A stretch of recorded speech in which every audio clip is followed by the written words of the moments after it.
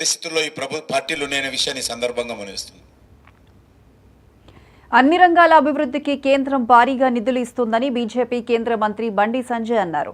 రైతులను కేంద్రం ఆదుకుంటుందని చెప్పారు. అన్ని వర్గాలకు న్యాయం జరిగేలా బడ్జెట్ ఉందని అన్నారు. కాంగ్రెస్ నేతల తీరు దుర్మార్గంగా ఉందని, కేంద్రాన్ని బద్నాం చేయడమే పనిగా పెట్టుకున్నారని మండిపడ్డారు. రాజకీయ లాభం కోసమే కాంగ్రెస్ పనిచేస్తుందని, 6 గ్యారంటీలను గాలికొదిలేశారని ఎద్దేవా చేశారు.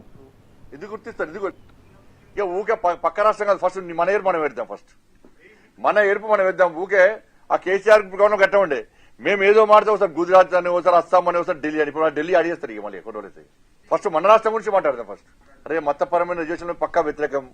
బాబాసాహెబ్ అంబేద్కర్ గారే వ్యతిరేకించారు. ఎందుకు గుర్తిస్తారు? ఎందుకు బీసీ సమాజం ఎందుకు ఒప్పుకోవాలంటున్నా?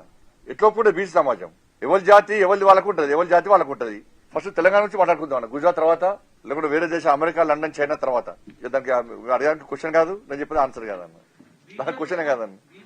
ఇక వాళ్ళకి అలవాటు. ఇప్పుడు కాంప్రమైజ్ ఎమ్మెల్సీ ఎలక్షన్ లో కాంప్రమైజ్ ఎవరు? మరి ఎందుకు కేసులు పెడతలేరు? అరే సుప్రీంకోర్టులో కేసు వేసేది, కేసు నడుస్తుంది వాస్తవం కదా? సుప్రీంకోర్టులో కేసు నడుస్తుంది వాస్తవం కదా? 10 ఎన్నికలకు సంబంధించి ఇక హరీష్ రావు గారు ఆయన 2 నాలుకలతోని ఇటుంటే ఇటు మాడతాడు, అటుంటే అటు మాడతాడు. ఇప్పుడు కాంగ్రెస్ పార్టీలో ఎమ్మెల్యేలు అందరూ కూడా అసంతృప్తితో ఉన్నారు. ఏ ఎమ్మెల్యే కూడా సంతోషంగా లేడు. టాప్ 5 మంత్రులు తప్ప. ఏ పనులు జరిగినా, ఏ బిల్లులు పేమెంట్స్ కావాలన్నా ఆ టాప్ 5 మంత్రులకు మాత్రమే అవుతున్నాయి. ఇవాళ మేము ప్రజలు తిరిగే పరిస్థితి లేదు. ప్రజలు అడిగే ప్రశ్న సమాధానం చెప్పే పరిస్థితి లేదు. ఈ 6 గ్యారెంటీ అని చెప్పి ఎన్నికల్లో హామీ ఇచ్చినాం. ఆ 6 గ్యారెంటీల గురించి ఇవాళ ప్రజలు ప్రశ్నిస్తున్నారు. మా పరిస్థితి ఏంది అని చెప్పి ఇవాళ కాంగ్రెస్ పార్టీ ఎమ్మెల్యేలే రహస్యంగా సమావేశాలు పెట్టుకుంటున్నది వాస్తవం.